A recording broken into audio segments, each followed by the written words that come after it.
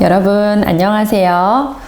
창의력을 키워주는 영재화학 오늘 첫 번째 시간이죠.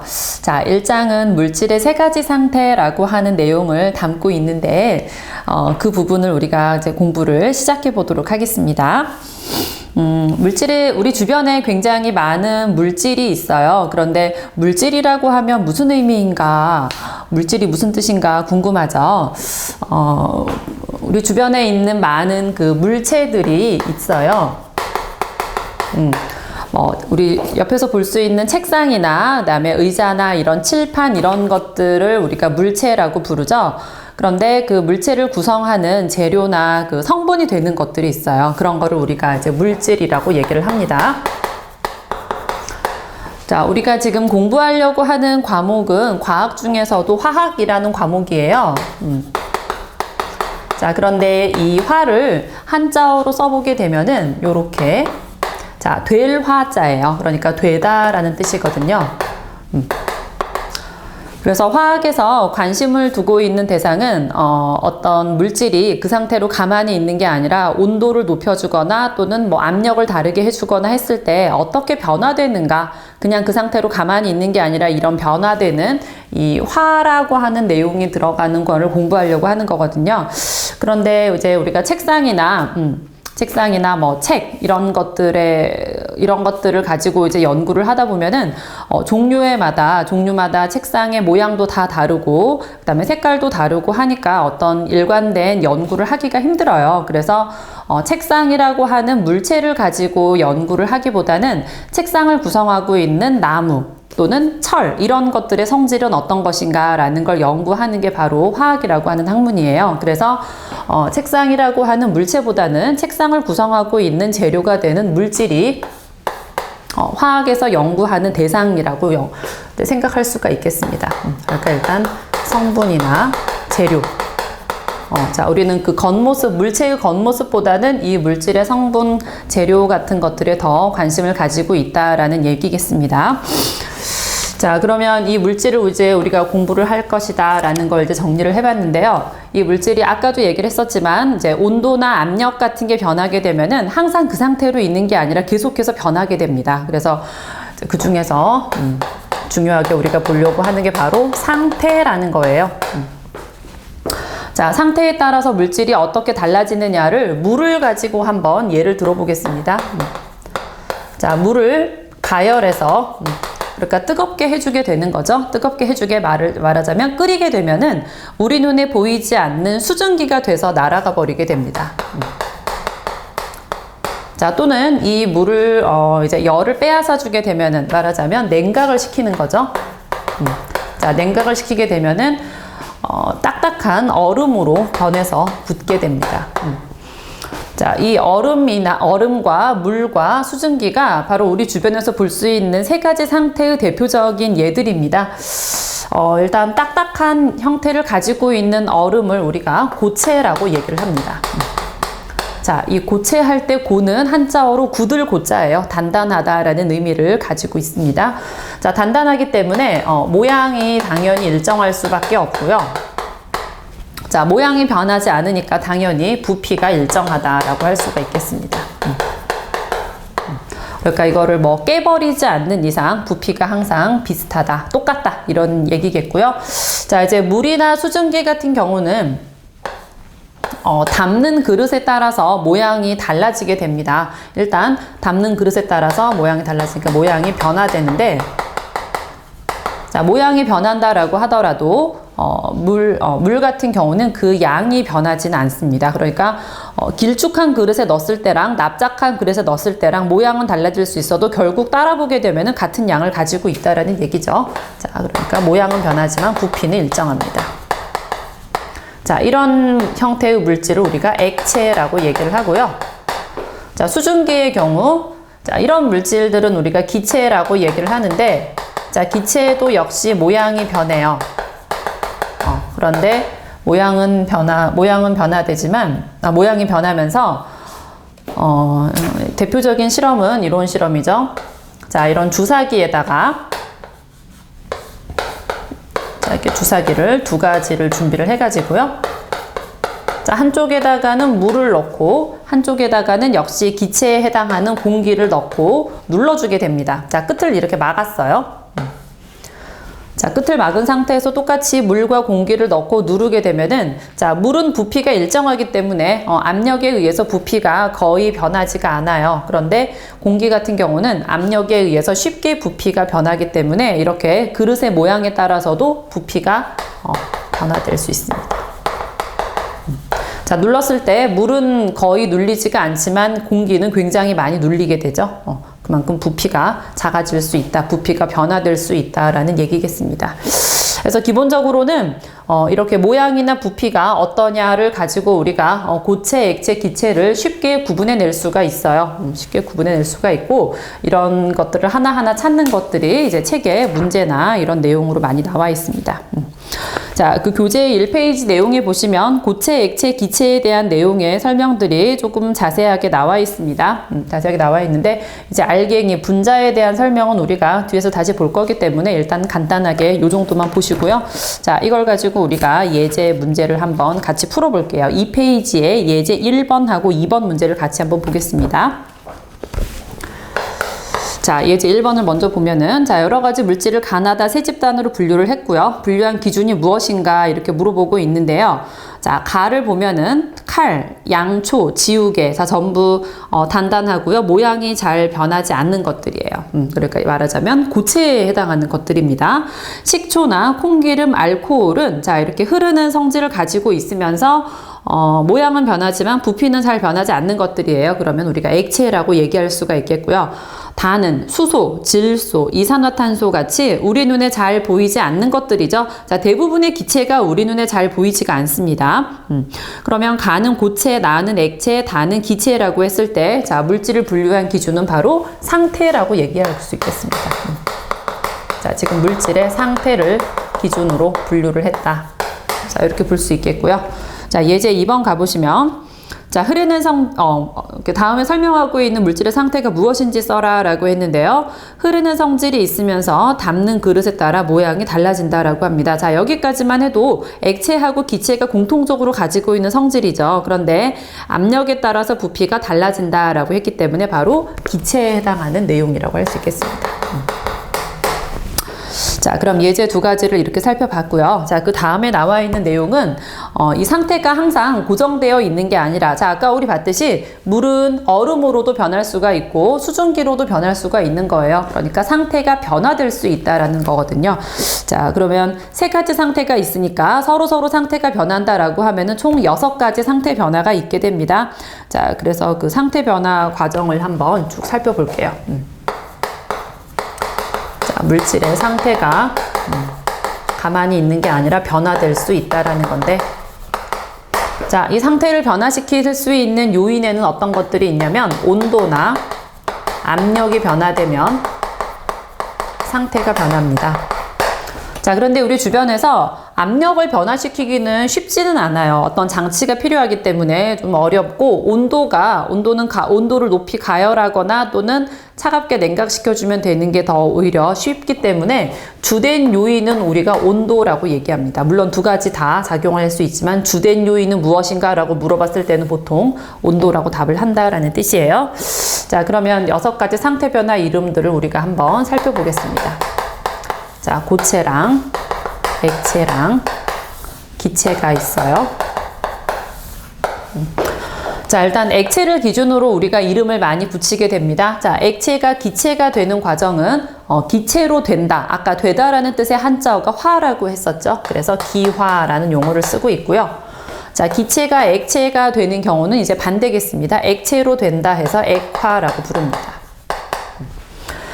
자, 그 다음에 이제 고체와 액체 사이의 관계를 한번 살펴보면은요. 자, 우리 물이 얼음으로 언다 이렇게 표현하죠. 자, 이런 과정은 응고라고 표현합니다. 자, 고는 아까 고체가 된다, 딱딱해진다 라는 의미를 가지고 있겠고요. 자, 응은 이렇게 뭉쳐지다 라는 뜻이에요. 우리가 조금 이따 보겠지만 액체가 고체가 되는 과정은 그 알갱이 사이에, 분자 사이의 거리가 가까워지는 과정이에요. 그래서 이제 모인다 라는 뜻의 응이라는 용어를 쓰고 있습니다.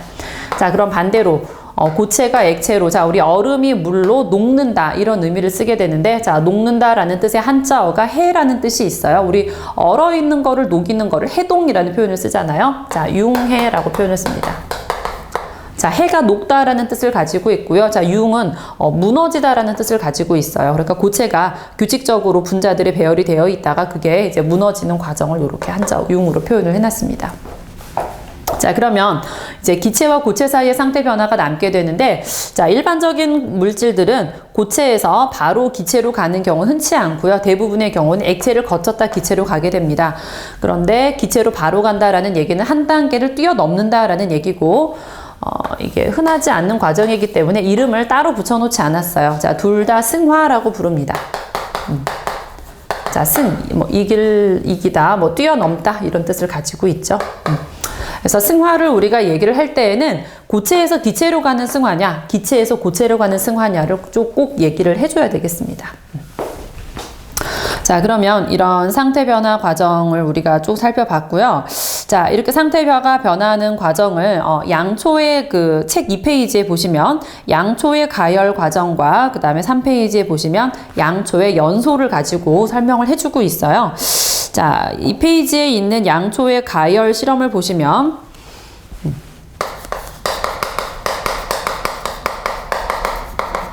자, 일단 양초는 처음에는 고체 상태로 되어 있죠.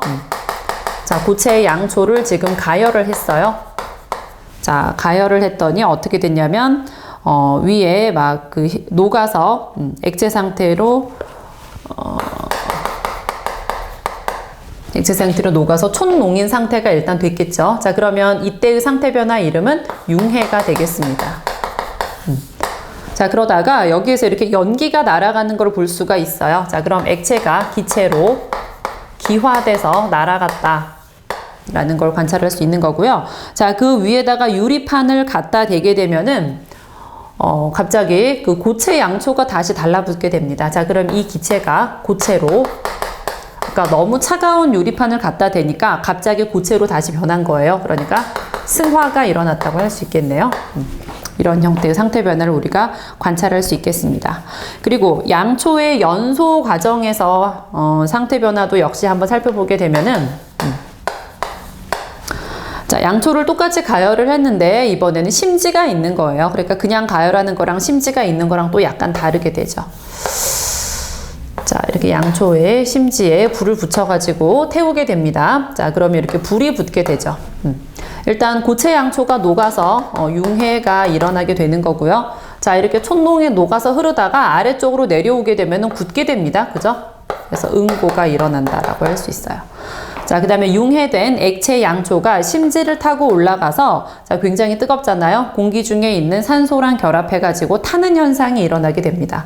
그런데 타는 과정에서는 굉장히 뜨겁기 때문에 액체로 올라갔던 그 양초가 기체로 변해가지고 타게 되는 거예요. 그래서 여기에서는 기화가 일어나고 있다. 이렇게 설명하고 있습니다. 자, 그래서 타는 거는 물론 심지도 조금씩 타고 있긴 하지만 대부분 타는 물질은 심지가 아니라 이렇게 기체 상태로 올라갔던 양초가 타는 것이다 라고 우리가 생각을 하면 되겠습니다. 그래서 여기서는 기화, 융해, 응고라고 하는 세 가지 상태 변화를 우리가 관찰할 수 있는 거예요. 자, 그러면 이제 4페이지로 가보시면 자, 우리 주변에서 관찰할 수 있는 상태 변화의 예들을 굉장히 많이 보여주고 있어요. 근데 이제 우리가 무슨 상태인가라는 걸 알고 있으면 이 상태 변화도 당연히 그 얘겠구나라는 거를 쉽게 확인할 수는 있습니다. 근데 우리 눈에 잘 보이지 않기 때문에 우리가 좀 주의해서 봐야 할 상태 변화가 바로 액화예요. 자, 액화는 기체가 액체로 변하는 과정이고요. 자, 대부분의 기체가 우리 눈에 보이지 않기 때문에 갑자기 안 보이던 게 생겨나는 것처럼 그 관찰이 될 수가 있어요. 그런데 없던 게 과학에서는 없던 게 새로 생겨날 수가 없거든요. 그러니까 기체 상태였던 게 액체로 변하는 것뿐입니다. 그래서 이 액화의 대표적인 예가요. 이렇게 주전자에 물을 끓일 때 자, 주전자 안에 물이니까 액체 상태의 물질이 들어 있습니다. 가열을 하게 되니까 이 물이 뜨거워지면서 수증기로 변해요. 자, 그리고 이 수증기가 이제 이렇게 바깥으로 나오게 되는 건데, 수증기가 나오게 되면은 이제 바깥은 더 이상 뜨겁지가 않고 차갑게 되거든요. 자, 그래서 이 수증기가 다시 차가워지면서 물로 변하게 되겠습니다. 그런데 그 물이 이제 그 공기 중에 이제 수증기 상태로 있던 것들이 물로 변하게 되면은 작은 물방울들이 만들어지게 돼요. 굉장히 작은 물방울이기 때문에 우리 눈에는 흰 연기처럼 이렇게 보이게 되는 거죠. 자, 그래서 이걸 우리가 일반적으로 김이라고 부르는데요. 자, 김은 수증기가 아니라, 자, 수증기였으면 우리 눈에 보이지 않았겠죠. 수증기가 아니라 작은 물방울. 자, 그러니까 작은 물방울, 액체 상태의 물질이라고 생각을 해주시면 될 것 같고요. 자, 이렇게 김의 형태로 우리 주변에서 관찰이 되는 예들이 많이 있어요. 자, 이런 김이 하늘 높이, 자, 공기 중에 있던 수증기가 하늘 높이 올라가게 되면 차가워지게 되거든요. 그러면서 물로 변해서 떠 있는 게 바로 구름이에요. 자, 김하고 구름하고 결국 같은 현상이라는 거고요. 그 다음에 이 구름이 이제 하늘 위에 떠 있는 게 아니라 지표면에 땅 근처에 이렇게 작은 물방울들이 떠 있게 되면 우리가 안개라고 부르게 됩니다. 그러니까 김이나 구름이나 안개나 흰 연기처럼 보이게 되는데 기체가 아니라 액체, 작은 물방울이다라는 걸 좀 기억을 해주시면 될 것 같고요. 자, 이 김이 서린다라고 하는 예들이 그래서 자, 책에서도 많은 예들이 나와 있어요. 그래서 그것들을 같이 봐주시면 되겠고, 자, 승화가 일반적이지 않은 현상이니까 승화에 대해서 조금 살펴볼게요. 자, 승화는 일반적인 물질들이 다 하는 거는 아니고 승화성 물질이라고 하는 것들이 어느 정도 정해져 있습니다. 자, 고체 상태에서 가열했을 때 물론 그 우리 주변에 그 보통 때의 기압, 1기압 하에서 얘기긴 하지만 아이오딘이나 드라이 아이스, 자, 그 다음에 나프탈렌, 우리 옷장이나 신발장 같은데 자, 냄새 같은 것도 없애고 벌레 같은 것도 쫓는 식의 이런 물질 나프탈렌이 있는데 이런 것들이 자, 상온에서 오면은 다 고체예요. 그런데 가만히 놔두면은 이제 기체 상태로 변해서 날아가기 때문에 보통 고체가 이제 녹게 되면은 액체로 녹아 흐른 흔적이 있게 되는데, 자, 이런 물질들은 그냥 기체 상태로 날아가는 걸 우리가 관찰할 수가 있습니다. 그래서 승화성 물질 3가지를 기억을 해두시면 될 것 같고요. 자, 그 다음에 또 승화 결과 생긴 중요한 물질 중에 하나가, 자, 공기 중에 있는 수증기가요, 너무 갑자기 냉각이 되면은 얼음으로 바로 변하게 됩니다. 자, 이게 이제 바로 승화가 일어난다라는 건데요. 자, 이렇게 그 수증기가 바로 변한 얼음을 우리가 일반적으로 서리라고 부릅니다. 그래서 뭐 서리가 내렸다, 이런 식의 서리가 내렸다 또는 뭐 서리를 맞다, 이런 표현을 우리가 쓰게 되는 거고, 자, 이 서리가 물체 그 서리가 이제 유리나 벽 같은데, 그러니까 유리창이나 이런 창 같은데 생겼을 때를 특히 성해라고 부르기도 합니다. 그러니까 설이나 성해나 둘 다 얼음이라고 생각을 해주시면 되는 거예요. 그리고 성해는 서리 중에서도 이제 표면에 생긴 특별한 경우를 말하는 것이다. 그래서 뭐 구분을 하지 않고 그냥 다 설이라고 해도 상관은 없는 건데, 요게 아무튼 이 승화가 된 대표적인 물질의 이름으로 이제 우리가 얘기를 하게 됩니다. 그래서 요거 잘 봐두시고, 자, 이 드라이 아이스 같은 경우는 또 문제에 많이 나오는 내용이 있어요. 자, 드라이 아이스에 대해서 우리가 조금 더 자세하게 한번 살펴봅시다. 자, 먼저 그 드라이 아이스라는 거를 아마 여러분들 다 주변에서 많이들 봤을 거예요. 자, 기본적인 의미는, 자, 드라이는 마른 이란 뜻이죠. 그 다음에 아이스는 얼음이란 뜻이에요. 그러니까 얼음이 녹으면 물이 돼서 이렇게 젖은 흔적이 있어야 되는데 마른 상태로 있을 때를 우리가 그냥 드라이 아이스라고 부르는 거거든요. 자, 드라이 아이스는 기본적으로, 자, 이산화탄소라고 하는 기체가 이산화탄소를 얼린 것이라고 얘기할 수 있습니다. 이산화탄소를 얼린 것이고, 자, 아까도 얘기했듯이 승화성 물질이기 때문에요. 승화성 물질이기 때문에, 자, 가만히 놔두게 되면 이런 식으로 이산화탄소로 변해서 이렇게 날아가게 됩니다. 날아가게 되는데, 자, 중요한 것은 이산화탄소는 우리 눈에 보이지 않는다라는 점이죠. 자, 그런데 드라이 아이스를 가만히 놔두게 되면은 주변에서 우리 이게 이산화탄소는 눈에 보이지 않아야 되는데 주변에 막 흰 연기가 또 생기게 됩니다. 자, 흰 연기가 보이기 때문에 자, 이런 효과를 이용해서 이거를 무대 효과 같은 데서 무대에서 이렇게 막 연기를 내야 할 때 드라이 아이스를 쓰기도 하는데 자, 이 흰 연기를 이산화탄소라고 생각을 하면 안 되겠습니다. 왜냐하면 이산화탄소는 눈에 보이지 않기 때문에요. 자, 그럼 이 흰 연기는 뭐냐면은 자, 드라이 아이스는 아이스라는 용어를 쓰고 있죠. 굉장히 차갑거든요. 차가운 게 공기 중에 있으면은 공기 중에 있던 수증기가 자, 우리 주변의 공기에는 항상 수증기가 있다라고 생각하시면 돼요. 자, 이 수증기가 너무 차가워서 그냥 바로 물로 변해서 공중에 떠 있는 게 바로 이 흰 연기입니다. 다시 말하면 좀 전에 얘기했었던 액화의 결과인 기임이나 마찬가지다라고 생각할 수 있는 거죠.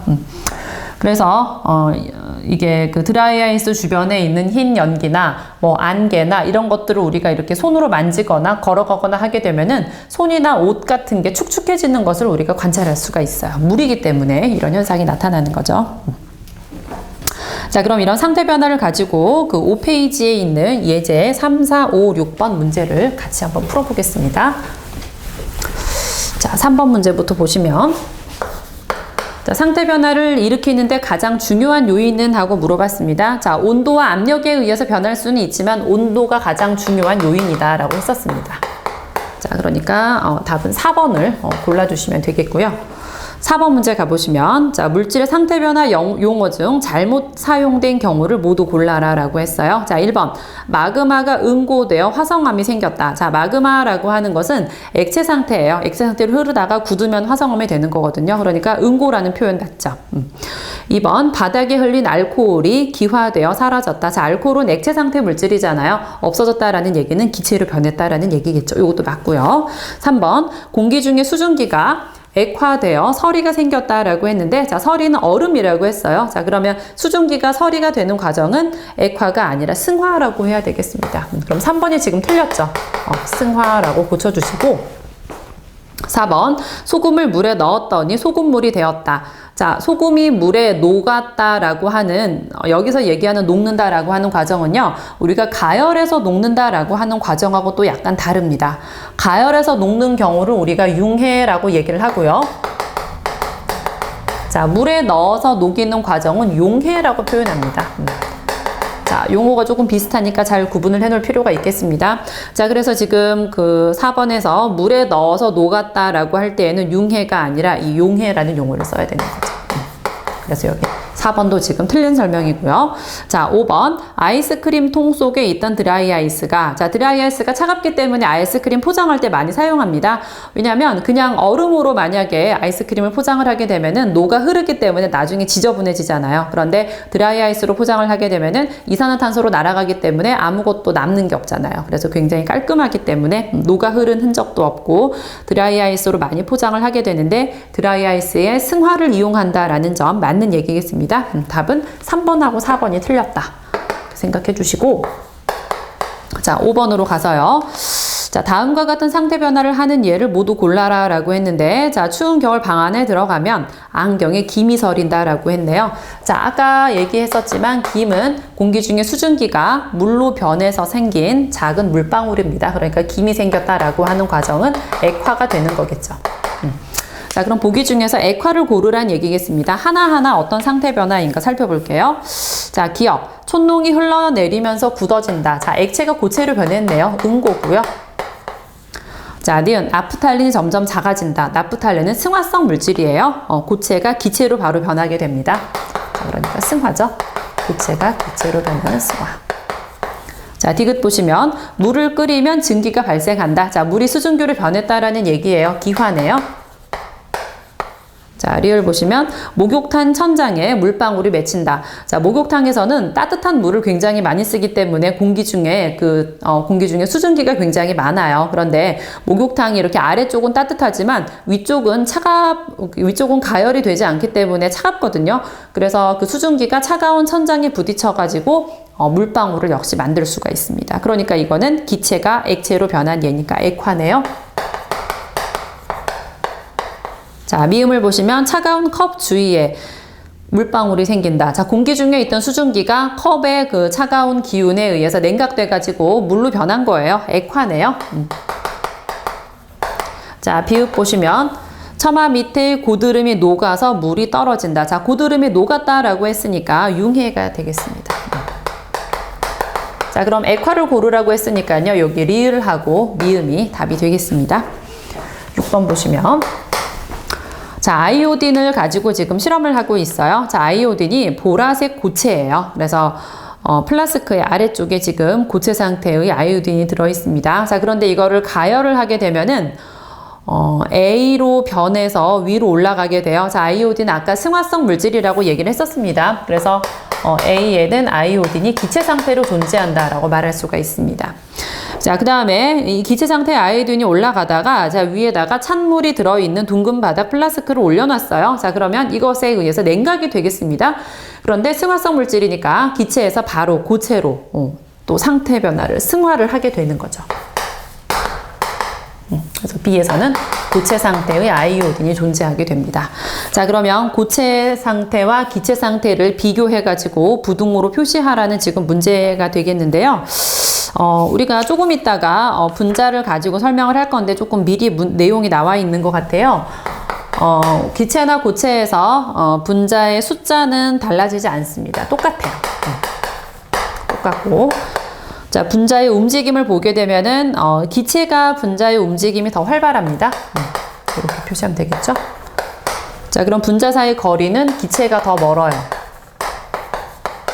자, 분자 사이의 인력은 서로 끌어당기는 힘을 말하는데, 자, 고체가 끌어당기는 힘이 더 큽니다. 자, 그럼 5번 분자 배열의 규칙성인데, 자, 기체는 불규칙하고요, 고체가 규칙적이죠. 규칙성은 그럼 고체가 더 크다고 할 수 있겠습니다. 자, 그러면 분자에 대한 얘기가 조금 미리 나와서 그런데 자, 이게 왜 이렇게 되는가는 우리가 그 뒤에서 차근차근 내용을 또 살펴볼 거예요. 6페이지로 내용 가보겠습니다. 자, 6페이지에서는 이제 분자 배열과 물질의 상태 변화 해가지고 자, 물질의 상태를 분자를 가지고 설명을 해주려고 해요. 자, 그러면 이제 방금 여기서 우리가 분자의 움직임이나 분자 사이의 거리 이런 얘기들을 쭉 얘기를 했었는데, 자, 고체를 그려보게 되면은요, 자, 분자들이 이렇게 규칙적으로 배열이 되어 있습니다. 규칙적으로 그 분자 사이의 거리가 굉장히 가까워요. 분자 사이의 거리가 가깝다. 자, 그리고 모든 물질들 사이에는 인력이 작용하고 있어요. 우리가 그걸 이제 물리에서는 만유 인력이라고 표현을 하게 되는데, 자, 그 인력이 분자 사이의 거리가 가깝게 되면은 더 크게 작용할 수가 있습니다. 그래서 인력이 크다. 자, 그래서 서로 끌어당기는 힘, 인력이 크기 때문에 상대적으로 제대로 된 운동을 할 수가 없게 됩니다. 제자리에서 진동 운동을 하고 있습니다. 자, 이런 걸 우리가 고체 상태라고 얘기를 한다면 이제 액체가 된다라고 하는 과정은요, 이 분자의 운동이 조금 더 활발해지면서 약간 불규칙하게 되는 거예요. 약간 불규칙. 자, 분자 사이의 거리는 많이 멀지는 않지만 그래도 고체보다는 더 멀어지게 됩니다. 더 멀다. 자, 인력은 어느 정도 작아지게 된다라고 할 수 있겠고요. 자, 그 다음에 운동의 경우에는 이제 제자리에서 진동 운동만은 말고 옆으로 이렇게 좀 왔다 갔다 하는 운동들도 할 수 있게 됩니다. 그런데 이게 이제 기체로 가게 되면은 이제 분자 사이의 거리, 운동이 엄청나게 활발해지면서 분자 사이의 거리가 엄청 멀어지게 됩니다. 그래서 여기 안에 다 그릴 수 없을 정도로. 자, 하나 있으면 하나는 굉장히 멀리, 이렇게 있게 됩니다. 그래서, 배열은 매우 불규칙하다라고 얘기를 하게 되고요. 분자 사이의 거리가 매우 멀다. 자, 그 다음에 인력의 경우에는, 거의 없다. 자, 거의 없다라는 얘기는 없다라는 얘기는 아니에요. 있기는 있는데 굉장히 적다라고 생각해 주시면 될 것 같고, 매우 자유로운 운동을 합니다.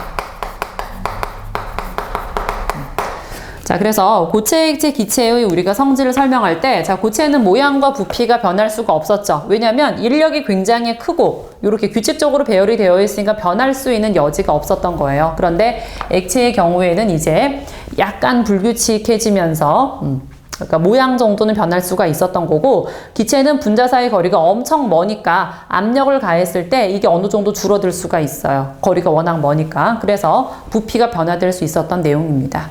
그래서 사실 이 분자의 배열을 설명해야지 우리가 물질의 상태를 더 정확하게 설명할 수 있었던 그런 내용은 있는 거죠. 자, 그래서 이렇게 설명을 하고 있는데, 자, 그러면 지금 여기서 우리가 이 분자라는 표현을 썼었잖아요. 자, 이거 하나를 우리가 분자라고 하는데, 자, 그럼 이 분자는 뭐냐? 자, 우리가 뒤에 5단원 물질의 구성에서 다시 분자에 대한 내용을 공부를 하긴 할 건데요. 자, 물질을 쪼개다 보면은, 예를 들어서 물이 한 방울이 있어요. 자, 근데 물 이 한 방울도 더 작게 쪼갤 수가 있거든요. 자, 그런데 계속 쪼개다 보면은, 자, 물질을 계속해서 쪼개다 보면은 분자라고 하는 입자에 도달을 하게 됩니다. 그런데 분자는 이제 나중에 우리가 배우지만 원자로 쪼개지기는 합니다. 그런데 분자가 원자로 쪼개지게 되면은 물질의 성질이 사라지게 되는 거예요. 그래서 분자는 물질의 성질을 가진 가장 작은 입자라고 정의할 수 있습니다. 자, 성질을 가진 것 중에서 가장 작기 때문에 우리가 이제 물질의 성질을 유지하면서, 자, 이렇게 그 상태 변화를 하는 과정에서 우리가 실험을 해보게 되면은 물질의 성질이 달라지지는 않거든요. 그러니까 성질을 가지고 있는 상태에서 변한다라고 할 때 이 분자를 가지고 설명을 하는 게 가장 또 쉽고 적당하기 때문에 우리가 이제 분자라는 표현을 쓰고 있습니다. 그래서 상태 변화는 우리가 어떤 식으로 정의를 할 수가 있냐면요. 자, 상태 변화라고 하는 과정은 이 분자들이 어떻게 배열이 되어 있느냐, 분자들의 배열이 달라진다. 분자 배열의 변화를 뜻하게 되고요. 분자 자체는 달라지지 않습니다. 분자는 그대로. 그러니까 이 동그라미 자체는 그대로예요. 그런데 동그라미가 모였다가 흩어졌다가 하는 게 바로 상태 변화가 된다라는 얘기죠. 그리고 또 중요한 것이 이 분자가 새로 생기거나 없어지지가 않습니다. 그러니까 이 상태 그대로. 자, 동그라미 4개 있었으면 여기도 4개. 자, 이것도 이 공간을 이렇게 확대해가지고 그려보게 되면 결국 4개가 다 채워지게 됩니다. 부피가 굉장히 늘어나긴 했지만요. 그래서 이 분자가 그대로이기 때문에 성질이나 질량이 그대로다, 이렇게 설명을 할 수가 있게 됩니다. 분자의 배열만 변하고 분자 자체나 분자의 숫자는 변하지가 않는다, 이런 의미를 가지게 되겠습니다. 자, 그러면 고체, 액체, 기체가 이런 성질을 가지고 있다라는 걸 우리가 분자 배열을 가지고 지금 설명을 했는데요. 이 고체, 액체, 기체의 성질이 모든 물질에서 항상 이렇게 정해진 대로만 나타나는 건 아니에요. 7페이지 아래 이론 가로지르기 내용으로 가보시면 비결정성 고체라는 게 나옵니다.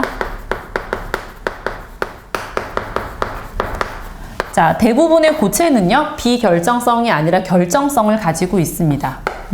그러니까 일반적인 고체는 자, 이 분자 사이에 인력이 정해져 있어요. 일정하게 정해져 있어요. 그래서 배열도 규칙적입니다. 자, 그래서 우리가 결정 형태로 되어 있다, 이렇게 표현을 하게 되는 거거든요. 그런데 여기에 나와 있는 이 비결정성 고체, 대표적인 예로는 지금 유리, 플라스틱, 엿, 이런 것들이 예로 나와 있게 되는데, 자, 얘네들은 이제 분자 간의 인력이 일정하지 않다라는 거예요. 자, 그러니까 거기 그림에서도 보시면은 분자 간의 거리가 가까운 것도 있고 먼 것도 있고 그래요. 그럼 가까울 때는 인력이 더 크고 멀 땐 인력이 더 작고 그렇겠죠. 자, 그러니까 당연히 배열이 불규칙하게 될 수밖에 없고요. 자, 그래서 결정의 형태를 갖지 못한다라고 해서 비결정성 고체, 이런 표현을 쓰게 됩니다. 그래서 말하자면 고체랑 액체의 중간 정도 상태다라고 얘기를 할 수가 있는 거예요. 그래서 우리가 겉으로 보기에, 자, 유리 같은 경우는 딱딱하고 하기 때문에 겉으로 보기에는 그냥 고체인 것 같아요. 그런데 이게 미세하게 액체의 상태처럼 이렇게 흘러내리고 있는 성질이 있습니다. 인력 두 번 썼네요.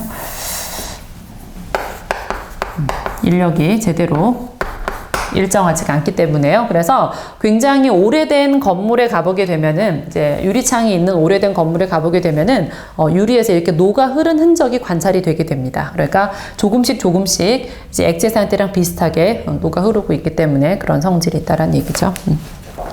그래서 주변에서 오래된 건물에 가서 한번 유리가 어떻게 생겼는가 확인을 해보시면 요걸 우리가 아, 그렇구나 라는 걸 알 수 있게 될 거예요. 자, 8페이지에 예제 7번으로 가보겠습니다. 자, 물질의 상태 변화를 모식적으로 나타낸 것이다. 자, 가나다 중 분자 운동이 가장 활발한 상태를 써라고 했어요. 자, 가장 활발한 상태는 기체 상태잖아요. 자, 보기 중에서 기체 상태인 것은 지금 가입니다.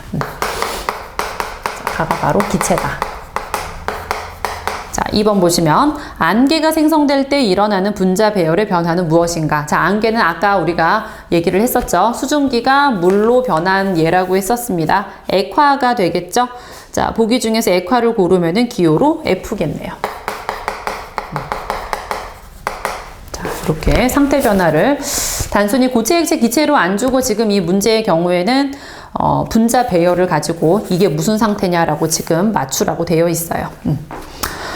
자, 그러면 그 8페이지 아래 내용으로 가보시면 상태가 변할 때 질량이랑 부피가 어떻게 되느냐라는 거예요.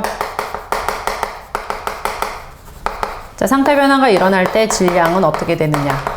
자, 좀 전에 얘기를 했었죠. 질량은 분자의 수가 변하지 않기 때문에. 자, 분자 수는 그대로고 배열이 변하니까 간격만 달라지는 거예요. 그런데 분자 사이사이에는 아무것도 없는 빈 공간, 진공이 있거든요. 그리고 진공은 질량을 차지하고 있지 않기 때문에 분자의 수가 일정하게 되면은 질량도 그대로가 됩니다. 자, 그 다음에 부피의 경우에는 분자 간의 거리가 멀어지거나 가까워지거나 변화가 되고 있어요. 분자 간의 거리는 변화되기 때문에 부피는 변화됩니다. 자, 그래서 아까 우리가 그림을 그렸듯이 일반적인 물질의 경우에는 자, 고체가 부피가 제일 작고요. 액체가 그 다음이고요. 기체가 부피가 가장 크게 됩니다. 자, 그런데 우리가 여기서 일반적이라는 말을 쓰는 이유는 또 예외적인 게 있기 때문에 그래요. 자, 이 예외적인 물질이 바로 우리 주변에서 흔하게 볼 수 있는 물입니다. 물. 자, 물로 한번 가볼게요. 자, 물의 경우에는 어떻게 달라지게 되느냐. 자, 그 9페이지에 오른쪽 보충 설명으로 가보시면은 자, 물이 얼 때 분자의 배열이 어떻게 달라지는가를 자, 지금 그림으로 보여주고 있습니다. 자, 물이 얼음으로 될 때는요. 자, 이 분자들이 이런 식으로 자, 육각형 모양으로 배열이 됩니다. 자, 이게 평면상으로 뿐만 아니라 이렇게 옆으로도, 그러니까 3차원적으로도 모든 방향으로 전부 다 이제 이런 육각형 모양을 하게 되는데, 이런 육각형 모양 하는 데에는 이제 물 분자 사이에 그 수소결합을, 물 분자가 수소결합이라고 하는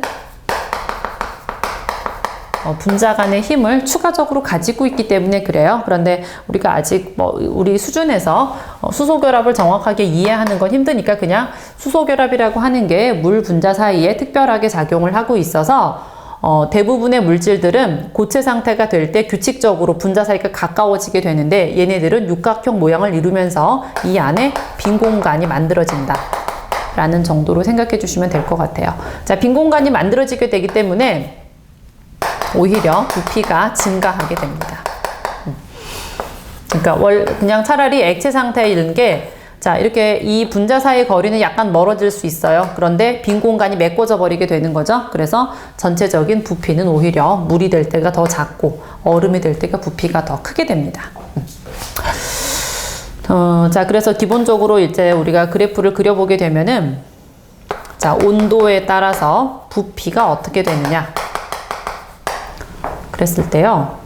0도씨에서 자, 0도씨에서 바로 물이 얼음으로 상태 변화를 하게 되죠. 상태 변화를 할 때 부피가 엄청나게 증가해요. 그래서 이렇게 부피가 엄청나게 증가를 하고요. 점점점 더 증가하는 경향을 보입니다.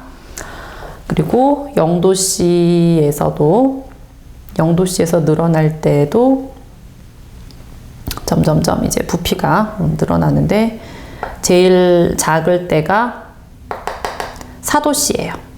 그리고 이때부터 다시 또 늘어나게 됩니다.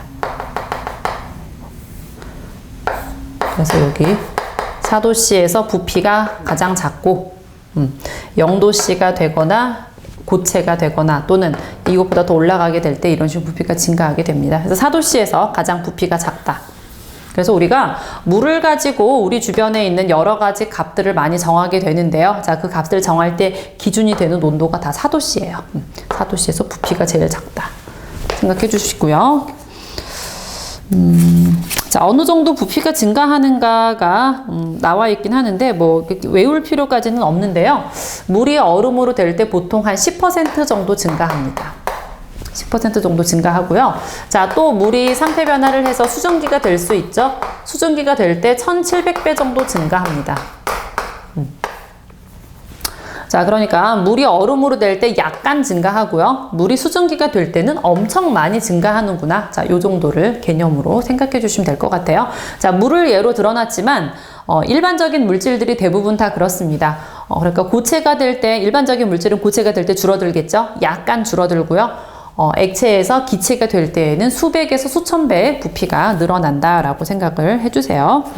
정확하게 외울 필요까지는 없지만. 자, 그러면 10페이지의 예제 8번부터 또 가봅시다. 자, 소량의 아세톤을 넣은 비닐 주머니에 뜨거운 물을 부었다라고 했습니다. 자, 아세톤이라고 하는 거 집에 아마 다 있을 거예요. 손톱에 칠하는 매니큐어를 지울 때 일반적으로 사용하는 유기용매죠. 그러니까 액체 상태의 물질이에요. 자, 그런데 이 액체 상태의 아세톤에 뜨거운 물을 부었다라고 했으니까 말하자면 가열을 한 거랑 마찬가지 결과가 되겠습니다. 그리고 아세톤이 이렇게 우리 손에 발라보게 되면 굉장히 시원한 느낌이 나죠. 그러니까 기체로 굉장히 빨리 변하는 물질이기 때문에 그렇거든요. 그래서 뜨거운 물을 부어주는 정도만으로도 이렇게 기체로 변하게 됩니다. 자, 그러면 1번. 비닐 주머니가 부풀어 오른 이유를 설명하시오 라고 했는데요. 자, 액체 아세톤이 기체로 기화되면서 자, 기화될 때는 아까도 얘기했지만 부피가 수백에서 수천 배 굉장히 많이 증가한다라고 했습니다. 기화되면서 부피가 증가했기 때문에 비닐 주머니가 이제 부풀어 올랐다라고 얘기할 수 있겠고요. 2번. 자, 비닐 주머니가 부풀어 오를 때, 그러니까 기화가 일어날 때죠. 달라지는 것을 물어봤어요. 자, 분자의 개수, 분자의 크기, 자, 분자의 질량, 분자 자체는 달라지지 않는다라고 했습니다. 그 다음에 분자의 성질, 이런 거 다 그대로예요. 그런데 분자 사이의 거리, 부피가 변하게 되는 거죠. 5번을 고르시면 되겠네요. 자, 9번 보시면, 자, 풍선에 드라이 아이스를 넣고 질량을 측정했습니다. 근데 가만히 놔두게 되면은 이 드라이 아이스가 이제 승화가 돼서, 그러니까 기체로 변하기 때문에 풍선이 부풀어 오르는 것처럼 이제 풍선이 부풀어 오르게 되겠죠. 그런데 이제 뭐가 생겨난 건 아니고 대신 드라이 아이스가 작아지면서 풍선이 부풀어 오르게 되는 거예요. 자, 그럼 상태 변화가 일어났다라고 우리가 생각할 수가 있는데, 상태 변화 과정에서는 질량이 변하지 않는다라는 게 지금 중요하잖아요. 그래서 저울을 보게 되면은 원래의 수평이 그대로 유지가 되고 있습니다. 그럼 상태 변화에 대한 해석은 부피는 증가하지만 질량은 변하지 않는다, 이런 내용이고, 질량이 변하지 않는 이유는 분자의 수가 그대로이기 때문이죠.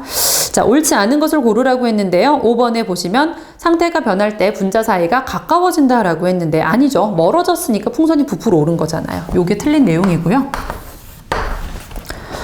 자, 10번 보시면 자, 둘 다 응고를 시키고 있어요. 그런데 얼음을 응고시켜서, 아니 물을 응고시켜서 얼음을 만들게 되면은 가운데가 볼록하게 올라옵니다. 왜냐하면 물은 응고될 때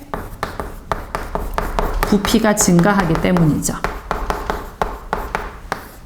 자, 그런데 고체 양초를 이제 식히게 되면은, 액체 양초를 식혀서 고체 양초를 만들게 되면은 가운데가 오목하게 된다고 합니다. 그러니까 물 말고 나머지, 양초는 응고 시 부피가 감소하기 때문에 가운데가 오목하게 들어갔다라고 생각할 수가 있겠죠. 자, 그래서 요거를 가장 잘 설명하고 있는 내용이, 자, 보기에 보시면 3번이네요. 그죠? 얼음으로 될 때 부피가 증가하고, 그 다음에 양초가 고체로 될 때는 부피가 감소하기 때문이다 라고 할 수 있겠습니다. 자, 오늘은 물질의 세 가지 상태 이런 식으로 내용을 쭉 살펴봤습니다. 자, 그럼 이제 다음 시간에 뒤에 있는 단원 문제를 풀도록 할 거예요. 문제 모두 풀어보고 오세요. 안녕히 계세요.